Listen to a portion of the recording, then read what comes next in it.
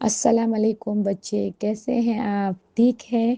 امید ہے آپ صحت اور ایمان کی بہتر حالت میں ہوں گے۔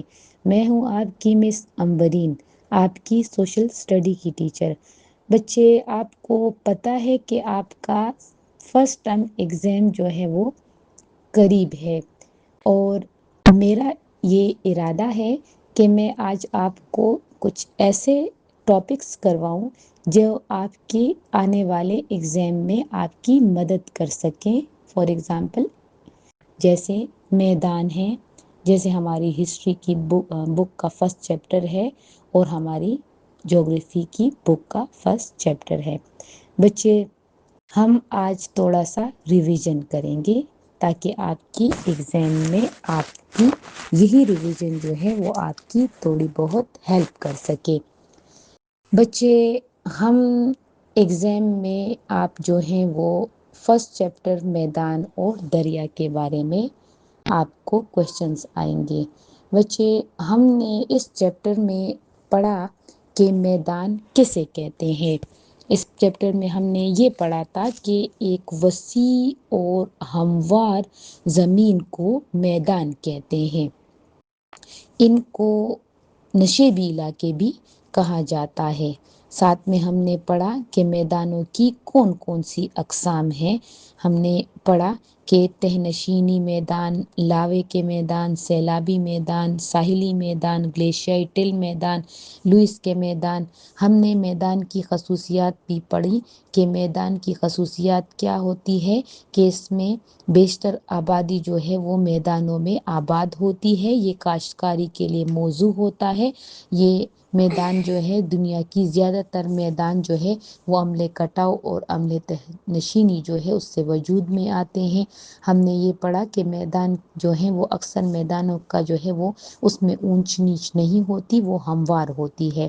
ہم نے تہ نشینی میدان کے بارے میں بھی پڑھا کہ تہ نشینی میدان کا دوسرا نام ہے تحویلی میدان۔ تحویلی میدان مختلف قسم کے مواد کے تہ نشین ہونے سے وجود میں آتے ہیں۔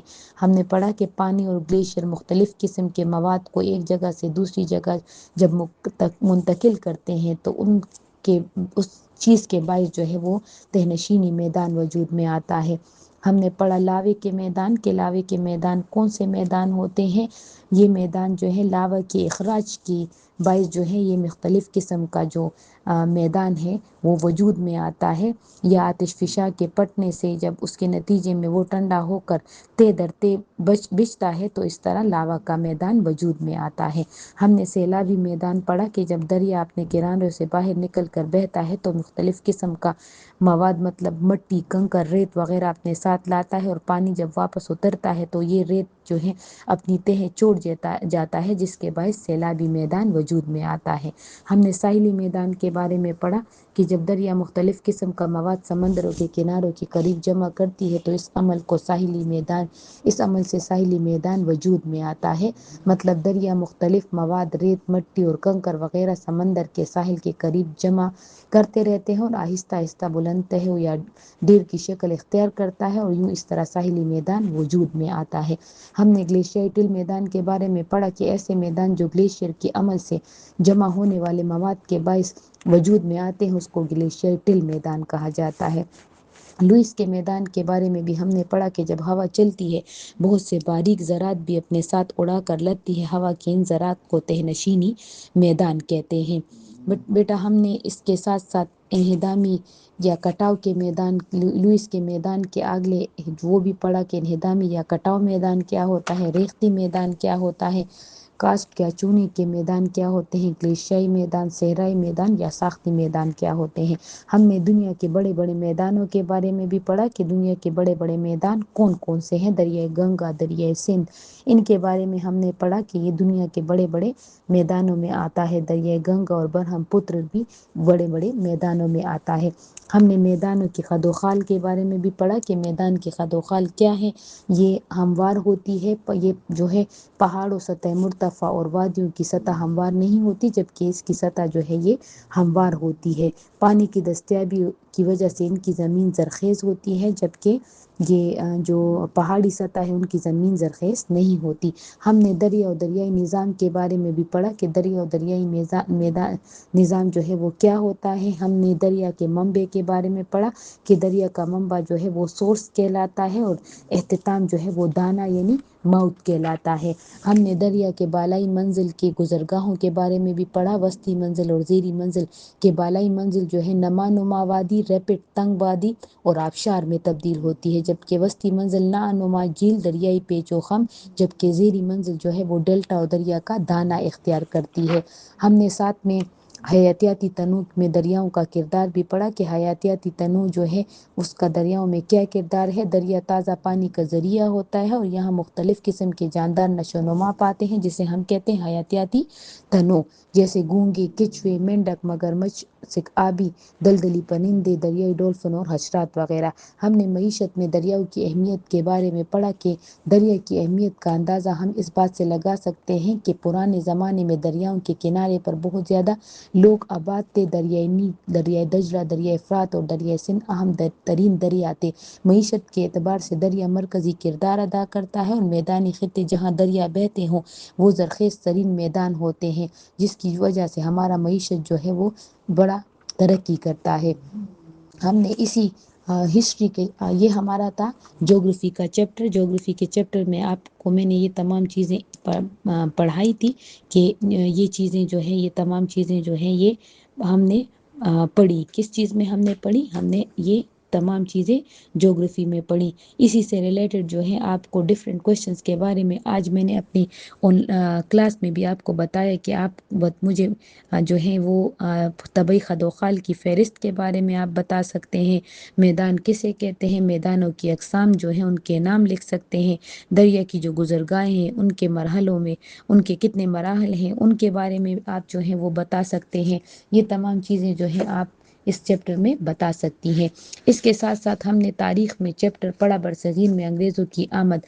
ہم نے آپ کو بتایا کہ انگریز کس طرح آئے تھے، کس طرح انہوں نے ایسٹ انڈیا کمپنی کی لالچ سے آئے تھے یہاں پر۔ انہوں نے 1600 میں ملکہ الزبتھ جو ہے اول جو تھی ان کی منظور کردہ چارٹر کی بدولت جو ہے یہاں پر ایسٹ انڈیا کمپنی قائم ہوئی، اور اس کمپنی نے برطانوی تاجر اور اشرفیہ جو ہے وہ حصہ دار تھے۔ اس کمپنی نے یہاں آ کر جو ہے وہ برصغیر کی سیاست میں بھی حصہ لیا، اور سیاست میں ایسے حصہ لیا کہ اس پہ مختلف جنگیں بھی لڑی گئیں، جیسا کہ میں نے آپ کو بتایا کہ جنگ پلاسی میں ہم نے نواب سراج الدولہ کی شکست کے بارے میں پڑھا۔ ہم نے میر جعفر کی غداری کے بارے میں پڑھا کہ میر جعفر کیسے غدار تھے۔ ہم نے ایسٹ انڈیا کمپنی جو تھی ان کے تاجر سے، وہ کیسے تاجر کی غرض سے، تاجری کی غرض سے، ٹریڈ کی غرض سے آئے تھے اور وہ کیسے حکمران بنے، ہم نے اس کے بارے میں پڑھا۔ ہم نے پانی پت کی تیسری جنگ کے بارے میں پڑھا کہ مرہٹوں کی شکست جو ہے وہ کس طرح سے ہوئی۔ ہم نے ملکہ وکٹوریہ کا اعلان بھی پڑھا کہ ملکہ وکٹوریہ نے کس طرح اعلان کیا، انہوں نے ملکہ وکٹوریہ کے اعلان میں ہندوستان کے ساتھ کیا کیا وعدے کیے گئے، اس کی ہم نے آپ کو وضاحت کی۔ مغل بادشاہوں کا زوال ہم نے پڑھا۔ ہم نے جنگ آزادی 1857 جو تھی اس کے اسباب بھی ہم نے پڑھے کہ اس کے کون کون سے۔ ہم نے جنگ آزادی کی ناکامی کے اثرات بھی پڑھے کہ جنگ آزادی میں جو مسلمانوں کی ناکامی تھی اس کے مسلمانوں مطلب برصغیر کے مسلمانوں اور ہندو پر اس کے اثرات کیا پڑے۔ ہم نے پڑھا کہ مغل حکمرانوں کی بادشاہت کیسے ختم ہوئی، بہادر شاہ ظفر آخری مغل حکمران جو تھے ان کی حکومت کیسے ختم ہوئی۔ ملکہ وکٹوریہ کا 1858 کا اعلامیہ ہم نے پڑھا، اور ہم نے اس میں پڑھا کہ ملکہ وکٹوریہ نے برصغیر پاک و ہند میں کون سی تبدیلیاں لانے کا دعویٰ کیا تھا۔ ہم نے برطانوی حکومت کے انتظامی امور کے بارے میں پڑھا کہ secretary of state for India کو کیا ہوا، گورنمنٹ آف انڈیا ایکٹ مقرر کیا گیا، یہ تمام چیزیں ہم نے پڑھی۔ ہم نے برطانوی تعلیمی پالیسی، لارڈ میکالے کی سفارشات بھی پڑھی، اور ہم نے 1858 میں ووٹس کا مراسلہ بھی پڑھا۔ ہم نے ووٹس کے مراسلے میں پڑھا کہ ووٹس نے ایسٹ انڈیا کمپنی کی تعلیمی پالیسی جو تھی وہ ختم کر دی، اور انہوں نے 1882 میں ہنٹر کمیشن قائم کیا، اور ہنٹر کمیشن نے تعلیمی کامیابیوں کا جائزہ لیا اور نئی تعلیمی پالیسیاں جو ہے وہ نافذ کی۔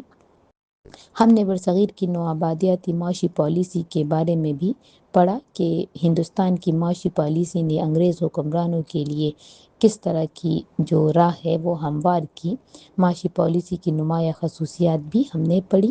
ہم نے سماجی تبدیلیاں بھی پڑھی کہ ستی کی رسم جو ہے جس میں بیوہ کو مرحوم شوہر کی چتا میں جلا دیا جاتا تھا، اس کو ممنوع اور قابل سزا جرم قرار دیا گیا۔ ہم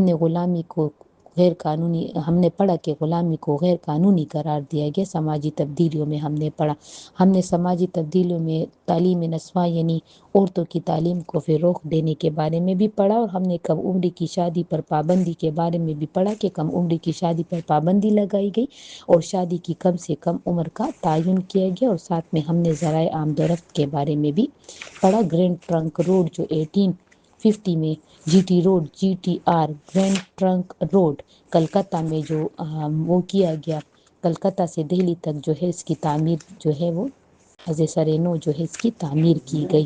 بچے ہم نے یہ تمام چیزیں جو ہے اس کے بارے میں ہم نے پڑھا۔